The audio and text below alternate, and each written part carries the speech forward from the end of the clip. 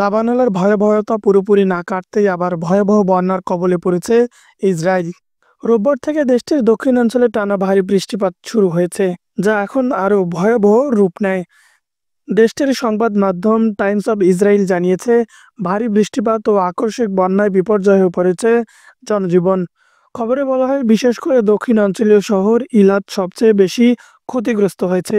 শহরের প্রধান প্রবেশ পথসহ একাধিক গুরুত্বপূর্ণ সড়কে পানি জমে যাওয়ায় যানবাহন চলাচল বন্ধ করে দিয়েছে ইসরায়েলি পুলিশ। একই সঙ্গে জনগণকে বন্যা কবলিত এলাকা থেকে দূরে থাকার আহ্বান জানানো হয়েছে। দক্ষিণ ইসরায়েলের আরও কয়েকটি শহরে দ্বিমুনাতে রেকর্ড পরিমাণ বজ্রপাত ও শিলাবৃষ্টির ঘটনা ঘটেছে। স্থানীয় আবহাওয়া অধিদপ্তরের তথ্য অনুযায়ী বিকেল 4:30 পর্যন্ত কিবুজাত সামারে 34 মিটার এবং প্রায় 17 মিলিমিটার বৃষ্টিপাত রেকর্ড করা হয়েছে। ইসরায়েল পুলিশ জানিয়েছে, বন্যার কারণে সৃষ্টি পরিস্থিতি অত্যন্ত ঝুঁকিপূর্ণ। জনগণকে প্লাবিত এলাকা, রাস্তা, পাহাড়ি ঝর্ণা কিংবা জলাশয়ের আশপাশে না যাওয়ার আহ্বান জানানো হয়েছে। কর্মকর্তারা বলছেন, এ ধরনের এলাকায় অতিক্রম করার চেষ্টা জীবন হুমকির মুখে ফেলতে পারে। বিপজ্জনক বিবেচনায় প্রশাসন বেশ কয়েকটি প্রধান সড়ক বন্ধ ঘোষণা করেছে।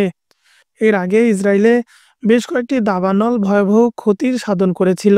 দেশটির বনাঞ্চল ও প্রাকৃতিক সংরক্ষিত এলাকাগুলোতে ব্যাপক আগুন ছড়িয়ে পড়েছে। এখন সেই ক্ষয়ক্ষতির রেশ কাটতে না কাটতেই আকস্মিক বন্যা আবারও সাধারণ মানুষের দুর্ভোগ বাড়িয়ে তুলেছে। আবহাওয়া অফিস পূর্বাভাস দিয়েছে, আগামী কয়েকদিন দক্ষিণাঞ্চল আরও বৃষ্টি হতে পারে, যার ফলে বন্যার পরিস্থিতি আরও অবনতি হতে পারে বলে আশঙ্কা করা হচ্ছে।